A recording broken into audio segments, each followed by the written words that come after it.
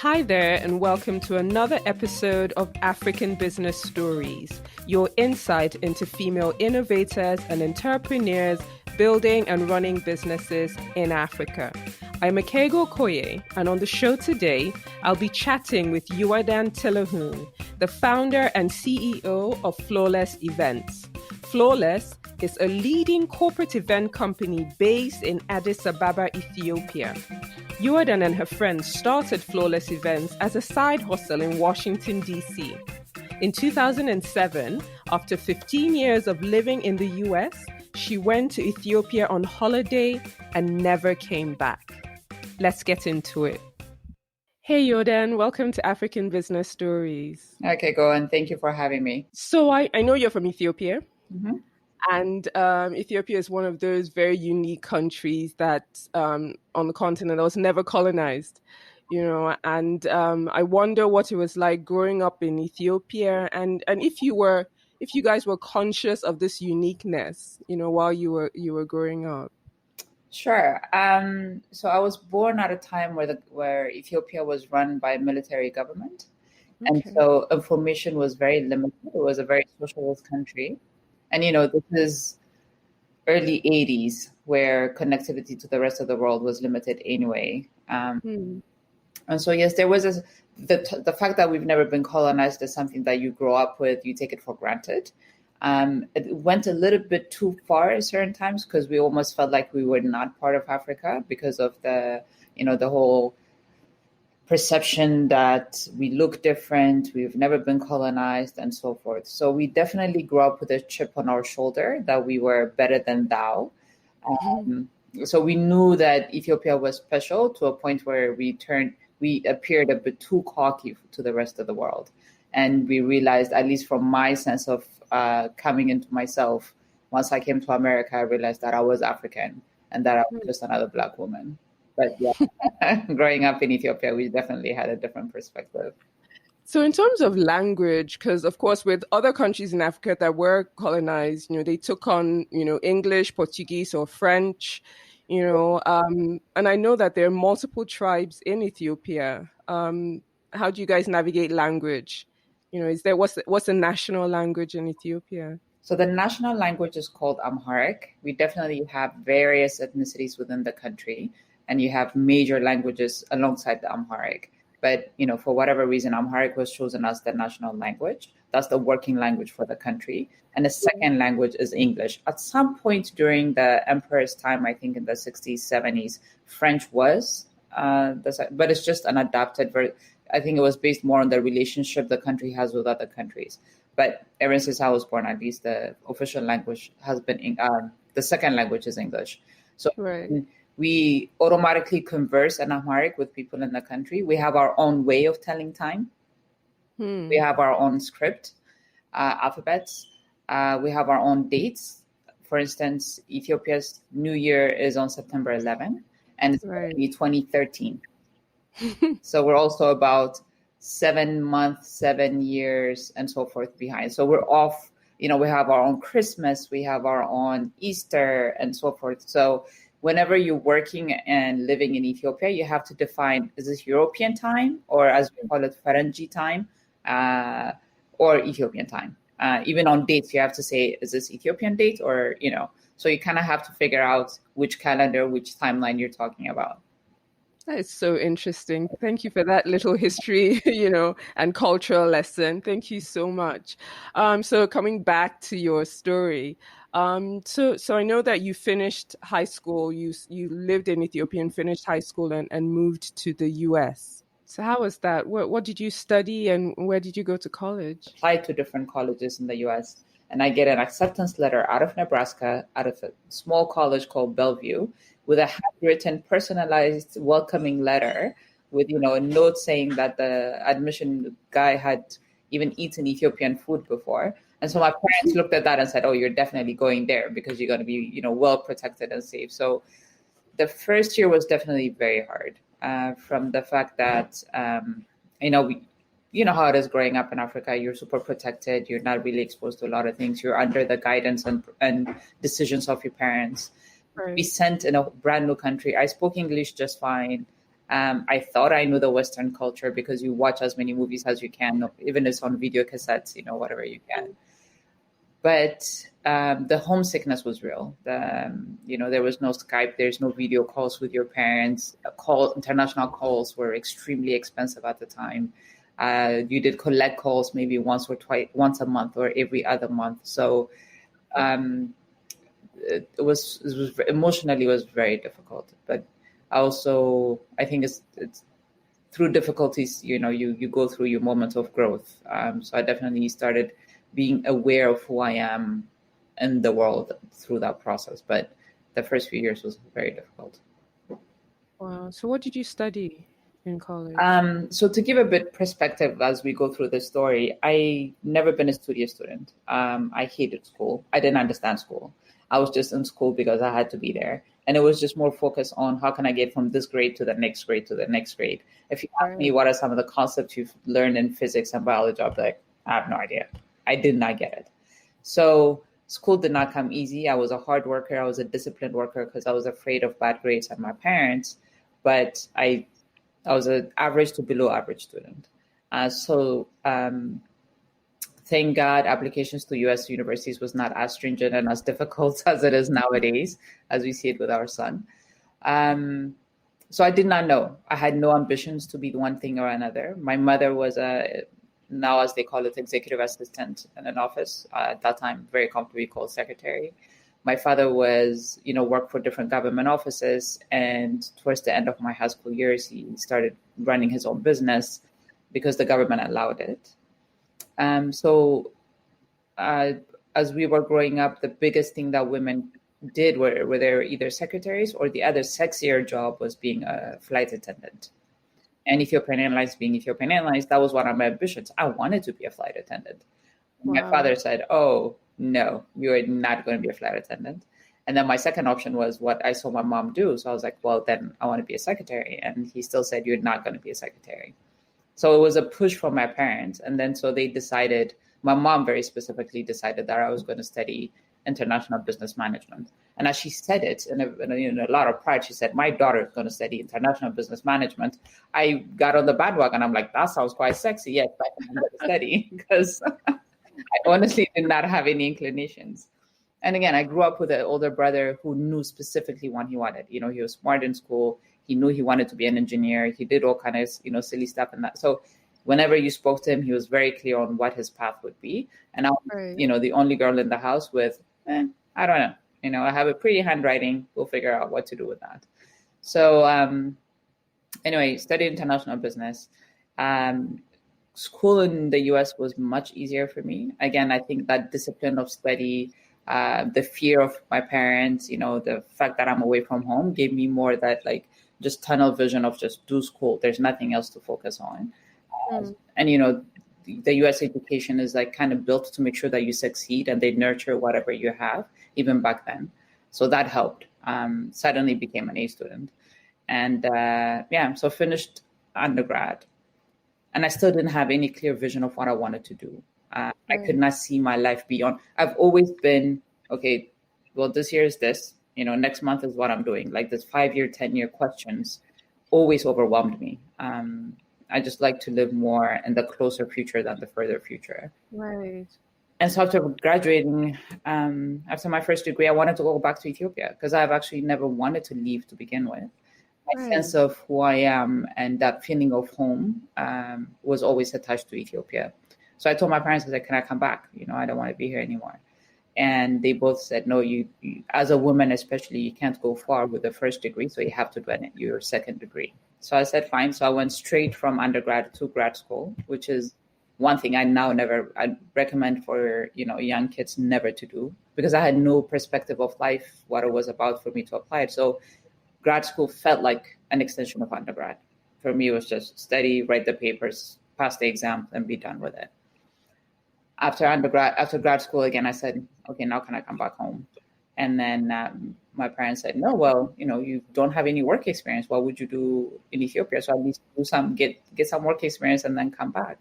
So by this time, I've started off in Nebraska. I did a year. It was too small of a town, just did not like the energy. So I've transferred over to Missouri, finished my undergrad. And then from there, went to Tennessee for my graduate school. And, throughout this time, my best friend was on the East Coast. I would, every summer would go to visit her in Pennsylvania, then would go to Washington, D.C. to party and then come back. So this sense of, there was a huge Ethiopian community in the Washington, D.C. area. There is. Yeah, there still is. I could find a little bit of home every time I went to Washington, D.C. And even when my parents came to visit, because we had extended family in the D.C. area, I would spend the summer with them in the D.C. area and then go back to my school and so forth. So a bit of home was always in the Washington, D.C. area. Right. So after graduating my MBA, we agreed with my best friend that we should live together. So we said, okay, whoever finds a job, as it's so nice to be young and uninhibited, right? It's like whoever finds a job anywhere in the US, the other person will follow. Right. So she found a job in DC and I followed and ended up there. Wow. So worked for about 7 years. Wow. Where were you working? So my first job with a very small firm run by an Ethiopian gentleman who was a huge businessman when he lived in Ethiopia. So he did commodities trading, so like fertilizers and so forth. So I became, a small commodity trader, but more literally moving fertilizers from one country to Ethiopia, working through the documentation and so forth. So that lasted for about 3 years or so. Okay. Yeah, I worked there for about 3 years. It was a small firm, so it was a small return, right? So with friends, we started talking like we're always broke. Life in America is like you've amassed tons of unnecessary bills when you're going to college because you never understood what the concept of credit card, how it worked, that you eventually have to pay it back. So we're trying to clean up our credits. You're constantly paying bills and then you're constantly partying. We're in our early 20s. And we're just sitting one day and we're like, it's so exhausting to be broke. Like a few days before your next salary, you're, counting pennies, right, and still living like the college life. So we said, what could we do as extra income? Because, managing our finances was never part of the discussion. It was more, how can we get more money? And just brainstorming. And we said, we love going to parties as much as we love throwing parties. And we were pretty good at throwing parties. And then we talked about, when we go to different fundraising or different African-related activities in the Washington, D.C. area, they were always disorganized. They started late. Things were chaotic. You didn't know who was doing what. They run extremely late. You looked at weddings that were supposed to start at 6, would start at 9, would end at 1. Like, it was just, maybe we could do something around organizing other people's activities, so anything from their birthdays to their weddings to their fundraisings and so forth. So brainstorming names of what we wanted to achieve was like make it better and make it more smooth, make it more seamless, And that's how the name Flawless came up. So it was like, we want an event to feel flawless. So we came up with Flawless Events. It was 4 of us at the time. America being America, got the company registered overnight. And starting word of mouth, we started telling friends, we've now started doing events. And so, slowly somebody would be like, oh, then you want to throw my birthday party? And then it's like, oh, we're doing a fashion show. You want to help? And it wasn't so much for the money. It was more, how do we get our name out there? And how do we, even for us, learn? Because none of us have ever done events on a professional level. You're working 9 to 5. So how did you juggle that? The beauty of being in like areas of where you have like-minded people, it's like somebody did our logo design. Okay. Everything was pro bono, right? It's like, oh, I'll design it for you guys. That sounds like a fun idea. So that got designed. Then it gets printed pretty quickly. Mm-hmm. Then we made T-shirts that said Flawless. Like for us, it was just this, how do we hype it up? And then a lot of the events happen in the evening. So we had, young African entrepreneurs. There was a group that did networking events, but after hours, because for them as well, they had their regular jobs, and then they any extra things happen, or they happen over the weekend, right? So as a couple of our friends dropped out pretty quickly, but for the two of us, it was, for me, I think it was a fashion show that we did. And I remember getting home around 4 or 3 in the morning and feeling high, like literally saying that was so much fun. So everything from, hustling people, shouting in the back room, all of that. So, and by then I had given birth. So I was married and had a child. And I remember my husband had to go somewhere else the next morning, and he left our son with me. And even though I was exhausted and physically could barely move, I was like, this is so much fun. That just, I could not explain it. I'm like, there's just, that energy and the excitement. So I was like, okay, I love to do this. And by then I had also moved to the World Bank, and I was working there. And what I would do, I remember we had a wedding. Wow. I'm taking my lunch break, and I would dash to the florist, agree on a floral arrangement, take pictures, and then dash back, starve for the rest of the day because I actually didn't have time to have lunch. And then, arrange it that way, and then have weekend meetings with the bride and groom, send emails and so forth. But discovering different cake makers, card makers, and so forth. I loved it. And my husband could see, and he's always said, why don't you do this on a full-time basis? But for me, it's always been like, I can't afford, yes, I've had my MBA, but it was all theory. Like, I didn't do MBA thinking I'm going to open my own business. I did MBA because I had to do something. Right. So I always thought, it's just going to be my side gig. But that's how it got started.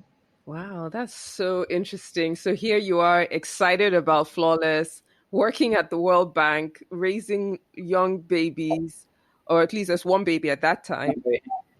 And then you decide to move to Ethiopia. So can you just walk us through this? I'm sure there's a whole bunch in between. So the in between here. So one, my husband is Ethiopian as well. Okay. And when we met and we talked about, and again, that feeling of I want to go back home never left. So it's and as we talked, I would ask him, and he'd also be like, yeah, I definitely want to live in Ethiopia at some point as well. So there was no specific date. There was no, this needs to happen for it to happen but it was just like, yeah, of course, we're going to leave the US and, live in Ethiopia. So we get married, we have a son, and that conversation is still there. Like, right. At which point do we make a decision to move to Ethiopia? Because by then we bought a property in Washington, D.C., not necessarily in the best school neighborhood. And as our son was getting older, age school 3, 4, we had to make a hard decision of either we move to the suburbs because we can't send him to a good school where we were, or we act on the dream of moving to Ethiopia. And by then, for me, it had been 15 years since I've been home. Though I've lived with this, of I want to go back. And I loved the US. Look, this is where I became an adult. This is where I became a woman. This is where I discovered my own voice, where I built my confidence, where, a lot of it I came in this country when I was 17. So I became an adult here, right? So I loved it, but I never felt at home. There was always this feeling of when things would happen, I would automatically disconnect. I never had an emotional attachment, but it was a convenient place to live. And so my husband was like, look, you have to go back home. See it even if you like it, because you have this, romanticized attachment to Ethiopia. You have to figure out if it's a place that you can actually live. Even though when we lived in the US, he had made it, he had actually said by the time I had our second son, he said, when you get off maternity, he's like, you need to do Flawless full time. He's like, this pull and push relationship you have with it does not make sense. Just quit, do it full time. And if it doesn't work, you can always get hired again, but at least give it your best. So I had started taking, there'll be like trade fairs or educational sessions here and there. So I started taking it a little bit more seriously, buying more books, reading, trying to understand the industry more. Right. So in the midst of that, in 2007, after 15 years, I'm like, okay, I'll take the 2 kids, take a couple of month break, come back to Washington, D.C., and then, we'll start Flawless on a full-time basis. And then we'll enroll our son in some sort of a Catholic school or private school so that, and then that couple of months is supposed to give me an insight of whether I can live in Ethiopia again and what would I do? Who could hire me? So I brushed up my CV before leaving the US, take the 2 kids. And within 2 weeks of being an Addis, I felt home. Wow. Like that feeling of I've been searching for in the US, like just driving down the street, I was like, oh, this has been what's been missing. So it was purely emotional, like that sense of I belong, like that, and getting heckled on the streets, driving, ridiculously, like no sense of law. You can do it. It was just like, I thrived in it. I was like, I loved it. I was like, honestly, it's, here you live here, so you know how it is. There's law and order. You can't park here. You can't do that. All these things.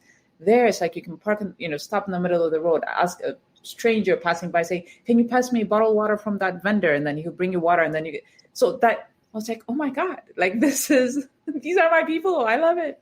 So that was great, feeling that, okay, I still love this place. My parents and my husband's parents still lived there. So we had a larger family. The kids automatically were led to be kids, because in the US, it's like, pick up your toys, do this, clean up, and da-da-da. And then in Ethiopia, the grandparents are like, let them be their children, like, let them run, let them go wild, that sense of, nobody's going to kidnap your kid, or, you can go to a restaurant and they can run around crazy and nobody cares. Right. So all of it. So that was the emotional, this feels so good part, right? And so I started talking to people, because I had a couple of months before I went back to the US. And I was like, okay, here's my CV. Where could I be hired? Like, can the with the World Bank here, the African Union, the ECA, I speak French, I have my MBA, I've worked in the US, I'm quite disciplined, and da-da-da. And a few friends that knew that I did events as a side hustle in the US were like, why are you not thinking about starting your own business? I'm like, yeah, no, that's not going to happen. Hook me up with your contacts, arrange interviews for me. And especially one friend said, I am not going to let you be hired. He's like, rent an office, start doing events. I was like, I am here to party and relax. I am not starting a business. And before I know it, I had an office. A company was registered. The event went off beautifully, like literally flawlessly. And that time, as we were preparing for the event, and as I say we, it's really me, people will be like, oh, you're still around. So what are you doing now? I'm like, oh, I started a business called Flawless Events. I'm doing events. So I talked to anybody who asked. And then, in my parents' generation, they would be like, don't tell anybody what you're doing.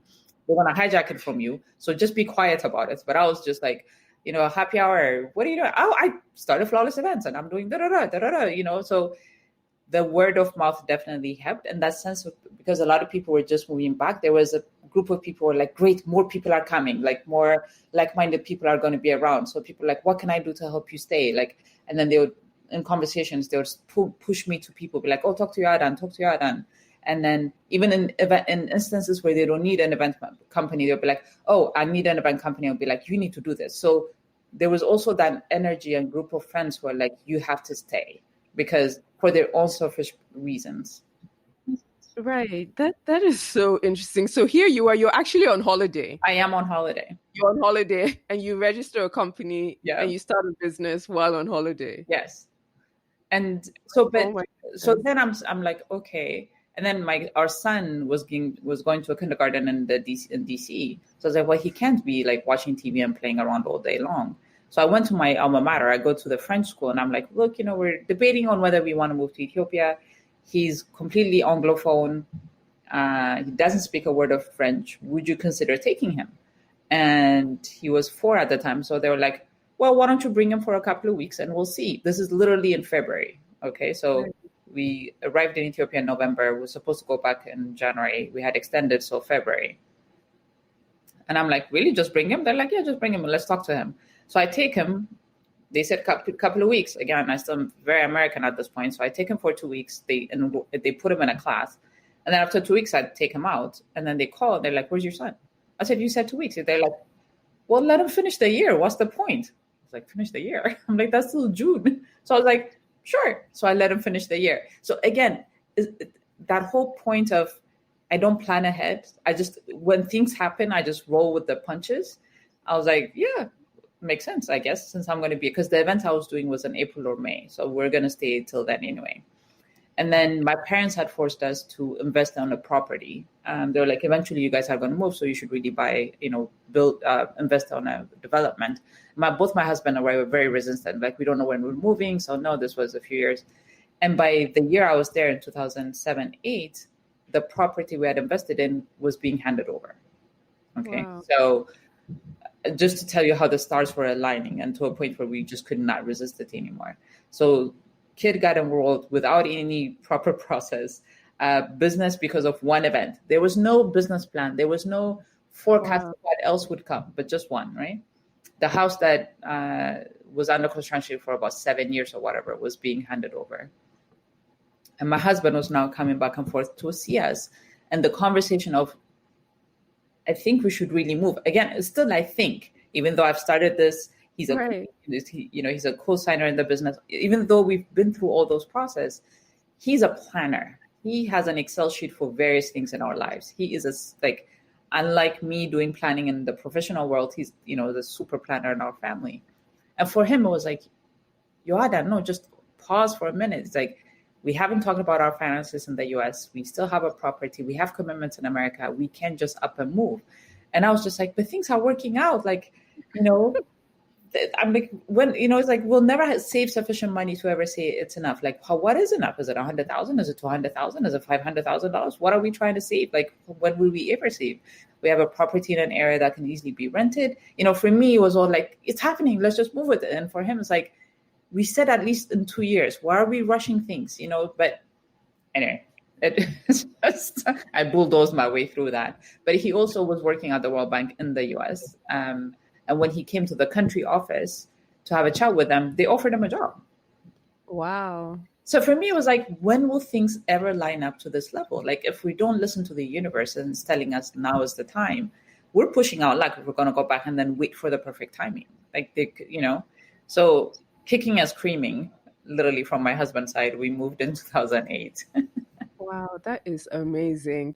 So you move in 2000 and you officially move in 2008, unofficially in 2007, and start this business. Yeah. And so how quickly you do this one event? How were you able to grow the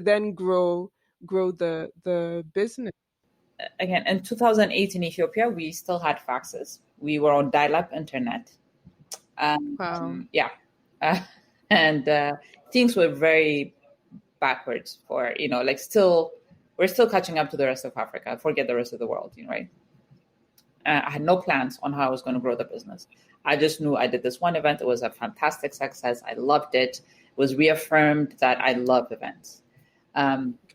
We're financially comfortable enough that I didn't have to struggle for the next contract.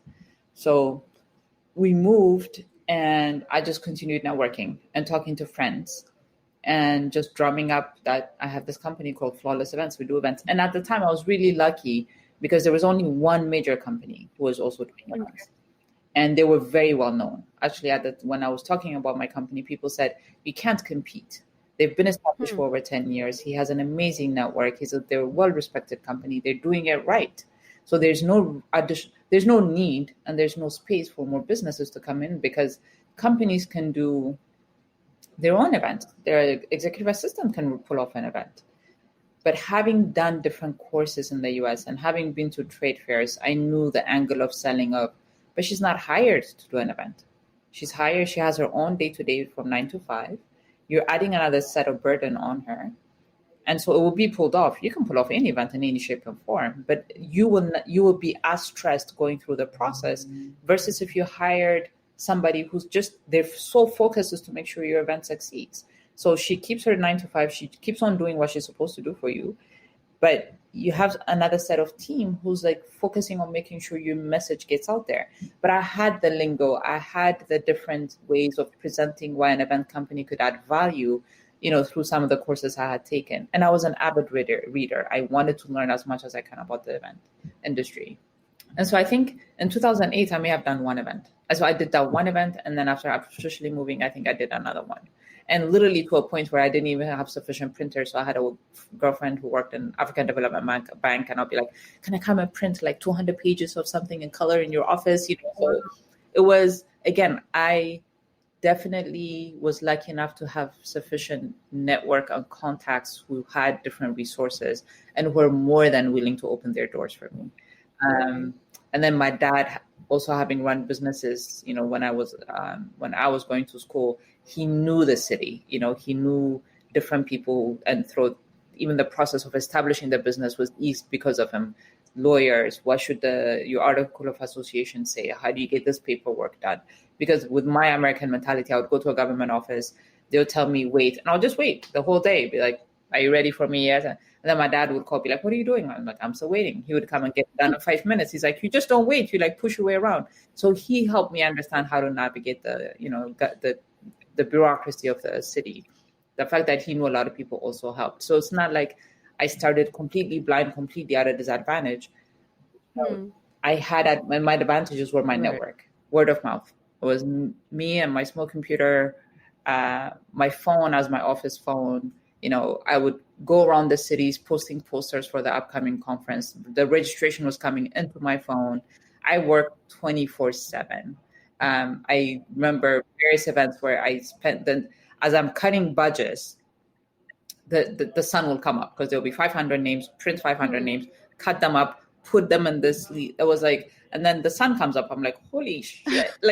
Then quickly rest. But through that, what I learned, I found better ways of doing badges. So the fact that I had to go through each pain was like, okay, and then when I come to the US, I'll look for the resources that will make it easier for me when I go back. And so people started noticing that, oh, well, this event was done slightly different. And I put my heart into the service. Like if I'm going to say flawless events, I had to live up to the name. There was no other, right? And so even if I lost money on the event, for me, it was like, okay, we're going to have 10 people on registration. We're going to have 10 people on this, blah, blah, blah. And people were like, oh, so this is what service feels like when you feel like you're completely taken care of. You don't, as the owner of the event, you don't have to be stressed at all. So people started noticing the difference and that there is actually space for other companies to provide slightly different type of services. So how did you then decide? Because in the US you were doing all kinds of events, mainly parties and stuff. But now Flawless seems to focus just on corporate events. So was that a conscious decision you made? Yeah. So when we did weddings in the US, I realized that I am not an empathic, diplomatic human being. I'm very straightforward. So I did not do a very good job of coddling the bride to be or the family members. I was more like, well, you said red flowers, the red flowers are coming. So we're not going to go to a white flower right now. So, but my partner at the time was the one who knew how to smooth out relationships and so forth. And then during the wedding, it was like, but the bride mother wants this, but the bride wants this. And I'm like, well, the bride hired me, so I'm going to do what the bride wants. And then you see the bride mother crying. I'm like, what is all this emotional? So I knew I could not do weddings. I knew that I was not built for that emotional babysitting. So I was like, okay, I work better in places where we agree on certain things and then those things get implemented. And so when I was still open to doing weddings, but a lot of people told me Ethiopia is the market is still so young and small that if you start doing weddings, you'll be known as a wedding planner. Right. And you'll have a hard time going towards the corporate side. So they were like, figure out which one you want to do, establish yourself in a specific area, and then expand. And that's been one of the great advices I was given. And I felt comfortable in the corporate world. So I was like, okay, I'll start with corporate. And then my idea was I'll eventually hire the right people to do the wedding side. But the corporate side went so well that we just stayed with that. That's very interesting. So in terms of these corporate events, you've done some really, really high profile events. It's almost like corporate events in Ethiopia is synonymous with Flawless right now. Like, all the UN, World Bank, heads of state meetings, Flawless is there at the center, as a center of it. How was it building your team? So I want to talk about building of your team and expanding outside of Ethiopia, because you do events around the continent as well.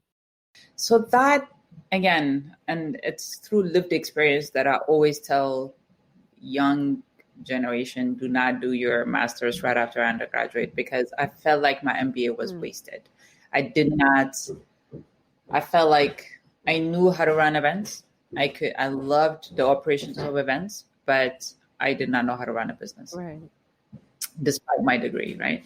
So even for the longest time, until very recently, I hired people. Okay, so it's layers. For me, Flawless has always been my passion that turned into a business that started making me money. And I was obsessed with opera. So I knew that was a rare connection. And so I cherished that and I loved it. But I told that story so much in my head. Flawless for me was always my passion project, not a serious business. It was just my little passion project that ended up making me money, right? And so when I hired people, I always hired them from the point of, well, it should be somebody who's just starting her career.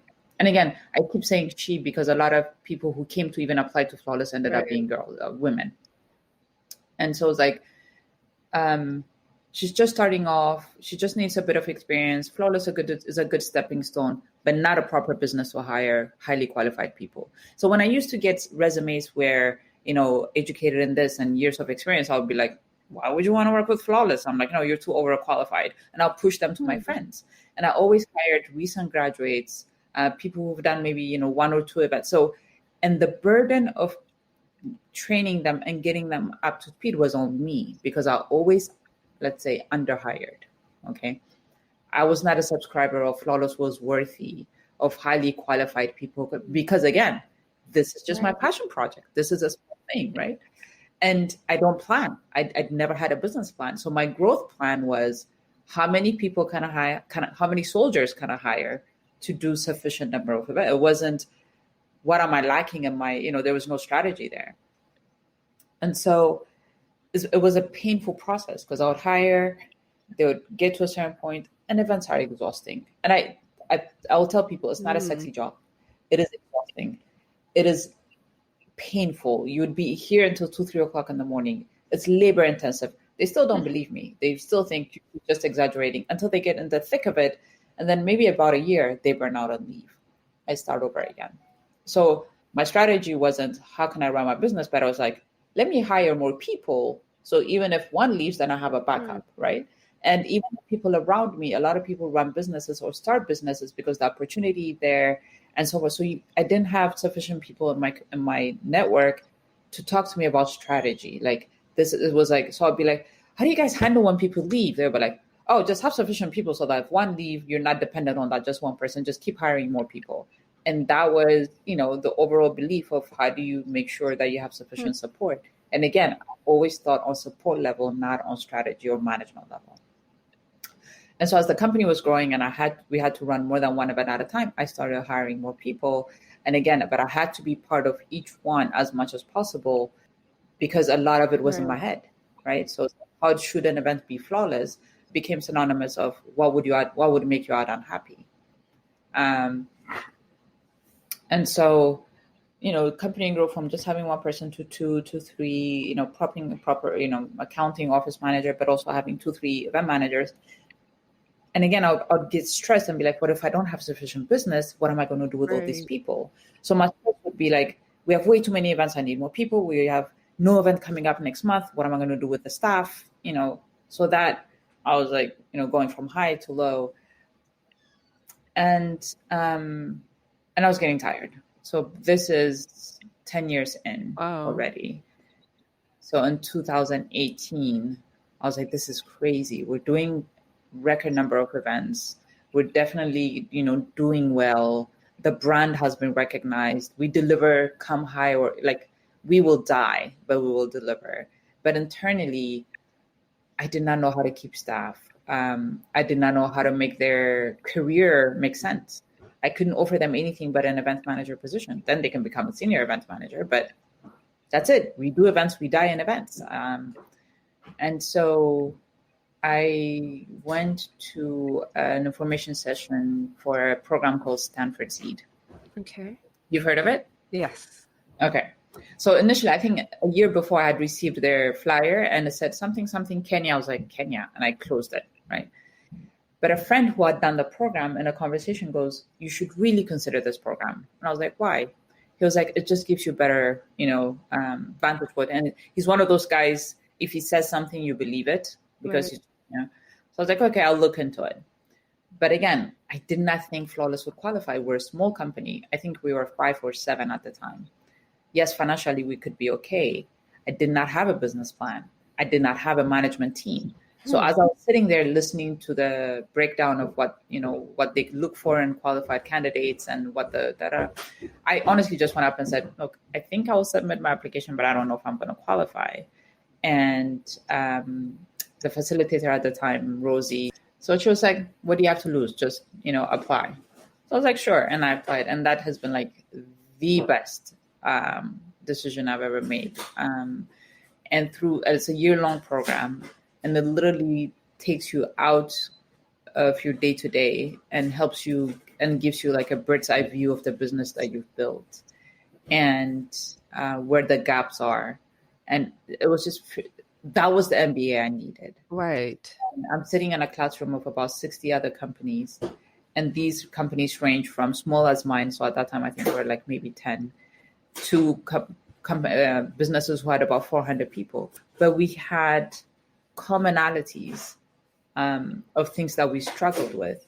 So retention, recruitment, cash flow, all of it. I felt validated.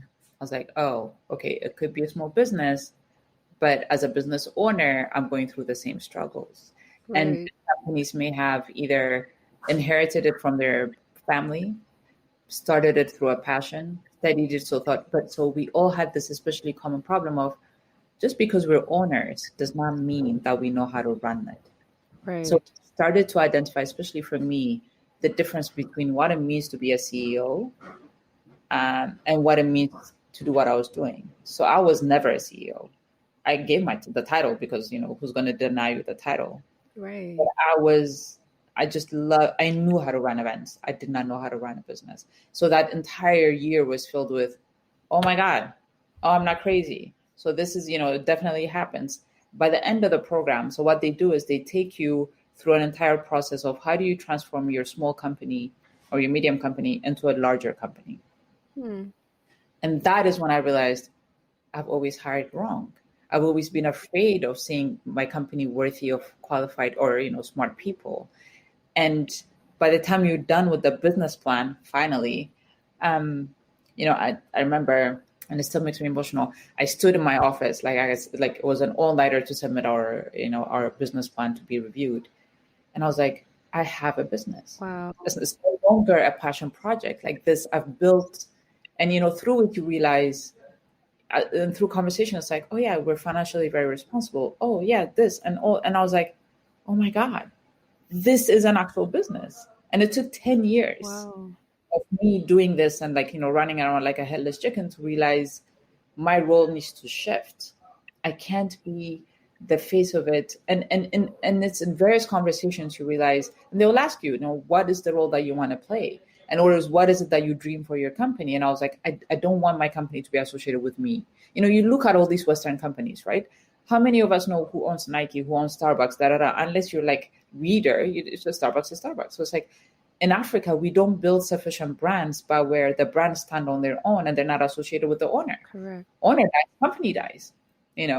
Owner goes to jail, company goes haywire because and I was like, that's not what I want to build. I haven't spent all these years of my life just for it to die if I die, or for it to not survive if I pull away. So I think I became a mini ambassador to the program. I'm like, every African business should do this program because honestly, we take it for granted, but we don't have the same resources that, the Western companies who work in the US or whatever have. And so that was such a huge growth moment for me individually and for that company as well. So that's when we put proper systems in place that are not super dependent on humans or even on me. Yes, I've always been able to take summer breaks away from the company and the company will run, but I was always on my phone and the computer. But I'm always like, the puppet master here, pulling this and pulling that. And even for my family, it was like, oh, mom is working, and it was accepted. It's like my husband worked for an institution, so when he took a vacation, he was on vacation. Right. For us, even family vacation was, mom is still working. So I'll be like, oh, you guys go ahead, I'll catch up with you, But I realized because everything has always been in my head, I have not put proper systems in place. I have not hired the right people for fear that the company was not worthy. I have not allowed, so the company would have died at my level. Right. because that's it. Everybody would just wait for me to make a decision because I have not hired generals or leaders sufficiently, right? So I know I'm only answering part of your question, but But that's very fascinating to hear, Yoadan. It's probably the story of a lot of businesses on the continent, to think that you run a company for 10 years without a business plan. I think a lot of women in Africa might be able to relate to that. But if you do want to take your company to another level, then there's need to put those processes in place. I love when you said, the difference between running an event and running a business. And coming to the realization that they're really two very different things. And that was another good takeaway from me. So in terms of going forward now, having done the Stanford Seed program, and deciding to hire, are you now hiring different? What does your team look like today? Yeah. So last year I made, and I think I struggled with it. I was like, should I not? So I now have one person that I've hired as director of events, and she's pretty much become my second certified project manager, worked here for years and so forth. So she's now doing really well. Now I have somebody who's more of a finance manager because I realized that the company cannot survive without a proper financial plan and management and so forth. So yes, I now have the company. The fact that the company is healthy allows me to hire with good salary. The downside to that now with COVID is when you have absolutely no income, now you have highly paid people on your payroll. You have to figure out how to keep the hopes that the industry will bounce back. But yes, I have been more conscious and more deliberate in the way that we hire. And I just don't hire for, to fill a gap, but rather more looking long term. So yeah, that's made a difference. Okay, that's interesting. Talking about women and women-owned businesses, what's the entrepreneurial landscape for women like in Ethiopia? It's challenging. I think a lot of it, you have a lot of small to micro level businesses that are owned, whether it's jewelry, leather products, textiles, and so forth. And again, I believe a lot of them maybe play in the small industry because of that lack of knowledge of how do you organize your business, how do you put the right people in place to allow you to grow to grow your company. And because we don't trust because we don't know better, the owner is the finance person, is the source, is the supply chain manager, all of it, it's impossible to grow. What you don't know is what holds you back. So I think for a lot of businesses is that, we're a one-man show, right? So how do you organize yourself sufficiently, and at which point do you do it to allow your business to grow? So I hear, and again, this is where I think is my weakest area of answering, but I've run Flawless not as a woman. I've just run it as Flawless should be run. Gender never came in the way, right? And never got in the way. Even though we work with a lot of government offices, a lot of the areas that we work in are full of men. I'll walk into a meeting and halfway through that, I realize, I'm the only woman today. And I'm sitting with ministers, state ministers, and whatever they may be. But for me, I'm there as the expert in events. I am there as your expert of how to do trading. That's not why I'm here. But you can't tell me on how your event should be run. So I will sit at a table head to head arguing, like, no, you can't do that. No registration cannot happen this place. It has to be here. That's because I am 100% confident in my knowledge of how to run an event. And so that assertiveness for me is always like, I'm at this table because you trust my knowledge in events. It has nothing to do with the fact that I'm a female. The gender part, I kind of brushed off. And as I get asked a lot of those questions, I've realized that they're built-in mechanisms that you put around you, right? So you're at an event, you're running it, and then somebody will come and be like, oh my God, that was so well run. Can we have dinner and talk about the events that I may have? And maybe I want to hire you. So can we have dinner and talk about it? And I'll be like, oh my God, that's like a lovely idea. I can do dinner, but can we do lunch, right? And as you do that, that meeting never happens. But it's almost like a knee-jerk reaction, right? So I realize that I do it all the time to a point where I don't even notice that I do it. But I just know that I've learned how to filter off, let's have cocktail, not happening. Let's do it. So I may have lost business opportunities because I did not take those offers on. But just because as a woman, you just don't know where that's going to lead. And I'm like, why would I put myself in a situation where I can't control? If it was a man, maybe that opportunity would have turned into an actual business. So maybe for me, it's like the most that my womanhood has held me back is maybe from potential businesses I wasn't aware of, because that knee-jerk reaction that made me say, no, I don't want to be with you late night to discuss a potential business, right? Ignorance is a bliss to a certain degree. It's like even when I lived in the US, it took me a while to recognize racism. I just always thought people were having bad days. It's like, give me an attitude, oh, okay, she's not having a good day, and move on from it.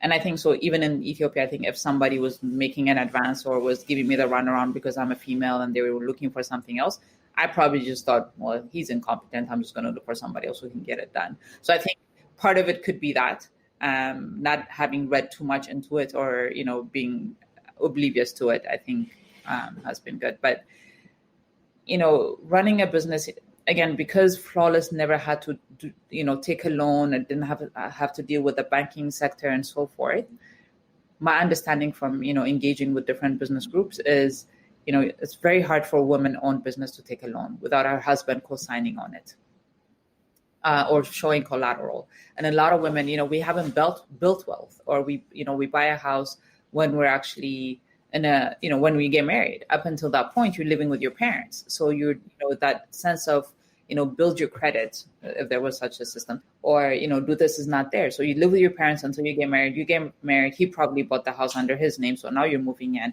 you're still running a business. But when you're asked to show collateral, it's not in your name, So I think for a lot of women businesses, access to finance has always turned out to be a challenge. I think for me, now that I know a little better, access to resources and knowledge is also another huge challenge, but it hasn't been recognized yet. And that, the audacity to dare huge and not think the same way that I made the mistake of saying, I'm small enough, this little niche is good enough, but to say, how can I make this, an Africa-wide business? Right. So talking about now, you have a business plan, and does that business plan include, building an Africa-wide company? So, around 2013 or so, we started getting offers from other countries. So again, this was all through word of mouth, because we do so many international events. People were like, oh my God, this was run as good as by any European standard, event company could do. So our name started being pushed to different countries, and also organizations that would have hosted an event in Ethiopia, if they're hosting it in another country the following year or the year after, would be like, we worked so well together. Right. Why reinvent the wheel? Can you do it here? My inner self want to say no, but then I force myself to say, yeah, no problem. Ghana, yeah, I got you. Ghana is not an issue. And then on a site visit, I'll just build the relationships. But I think it's been easy building that relationship because the energy that I put forth is, I know what I'm doing. I would say it's a small portion of our business, but it's been a fantastic opportunity to build our brand around the continent. Part of our growth strategy is, when in Stanford Seed, we had to do this thing where we had to dream the impossible dream for the company, and it was done by everybody. So it was like, if you had no constraints, if you could just think about what Flawless could be, what do you want it to be? And part of it was, for it to be this global brand. And it was, burdened by all the stuff. It wasn't just me, but especially them, actually. It was like, we can do it, and why are we not this out? So it's building our capabilities and the way that we do our events to do more of the regional ones. So to actively bid for regional events, to, as well known as we are within Ethiopia, it's like to prove ourselves around the continent as well. So that is part of the growth strategy. Well, my last question is what is next for Yoadan? So since Stanford Seed, for me, the next has been, how do I grow in this, in the CEO shoes, right? How do I stop being the face of Flawless 100%? And how do I stop being at every event? Well, I had already stopped, but how do I stop doing events and focus on creating a nurturing environment within the company, focusing on implementing our strategy, building relationships. So literally being a CEO rather than a COO and a CEO and, all of that. Then COVID hit. Right. And our industry is one of the hardest hit ones. Like events came to a complete standstill. And as Flawless, our entire eggs are in one basket. We don't do anything else but events. We dabble a little bit in PR and communications if it's related to the events that we're doing. But outside of that, we're an events junkie. Yeah. And this has been a moment of reflection for me and saying, a few things. I've realized that my energy in the events has shifted a little bit in the sense that, I'm so high and excited part is gone. And I get excited when I get events, but I get excited for the staff to do the event rather than for me to do it. And when I engage with clients, I can sense that I'm getting impatient. Like, look, we got this, we do this like our eyes closed, like, rather than the super hand holding, our ethos of, completely making you feel like I'm losing the patience for it. So I could sense that, okay, I'm ready to let go and let the rest of the team take over as much as possible. So with COVID, it's been one super hard. Lucky enough that we're financially healthy enough that, we can still maintain our staff. And the government has also said we can't fire anybody. So whether we want to or not, we're bleeding cash. And there's no end in sight. I don't think until 2021 anything is going to happen. And every month is long. And so the past, and even especially since I came to the US for summer, it's just been nice to get away from it. And just, I'm realizing I'm definitely ready to let go of the rein. And really now exploring what my role would be in Flawless, whether it should be more guidance and advisory and somebody and the rest of the team and others will run it. I'm definitely lost the energy for the day-to-day run around for it. So I'm still exploring then what do I want outside of Flawless? Because who I am as a human being is now so integrated with the business. It's like Yoadan, Flawless, Yoadan. Like there's no separation. So even when people say, "How are you? Don't worry, Flawless will be fine," is not how are you as an individual, but like how are you within the business of Flawless. Right. So, and I've been so lost in that journey as well. It's like I've lost what I want. Now it's like it's time to say, okay, I'm now in my mid-40s. Is this what I want to do going forward, or do I want a different role for myself, whether within Flawless or outside of Flawless? So I'm still exploring. I don't have the answer. And I was talking to my business coach and she said, process of elimination is one way of getting to it as well. So you can say, I know I don't want A, B, C until you get to a point where you're like, I know this is what I want. So for us right now, it's almost like rebuilding Flawless. So the team I have now, they're like, they call me Yo-Yo. They're like, we're definitely going to start doing weddings. And I'm like, yeah, go for it. We'll build the brand enough that, it should be able to separate what we do for the corporate side versus and then they're like, we're all doing things so we can do more marketing and PR work. I'm like, yeah, go for it. So I needed that for the company as well. Fresh perspectives, people with the energy to take it to a different level. Right. Like right now, we won a contract for the Prime Minister's office and the team's like running around crazy. And I'm going, great, that's nice. And they're like all excited and I'm excited for them. I'm not even, last year this time, I would have been like, change of flight, gotta go earlier. We got a huge contract. I have to go. But now I'm like, actually, I go back, have to be quarantined for 14 days. I'm like, you guys are on your own on this one, and they're freaking out, but I'm like, you got this. Like, you have it. But if you ever knew me, that's such a huge shift for me because I'm used to be so neurotic about being there for every major event. So I'm on that journey of trying to figure out what's next. I wish you all the best as you separate yourself from your brand, and thank you so much for spending time with us today. Thank you. Oh, it was such a pleasure. Lovely talking to you, Akiko. That was Yoadan Tilahun, founder and CEO, Flawless Events. The opportunity of a lifetime should be seized in the lifetime of the opportunity. The lesson here is that we don't need all our ducks in a row to get going. By all means, start. However, to grow and scale, you will need strategy. And there are many resources out there like the Stanford Seed Program, so do check them out. We continue to celebrate audacious women like Yoadan who show us what is possible when passion meets opportunity. Thank you so much for listening. If you've enjoyed this episode or others in the past, please leave us a review on iTunes or Apple Podcasts. I'm Akego Okoye, and you have been listening to African Business Stories.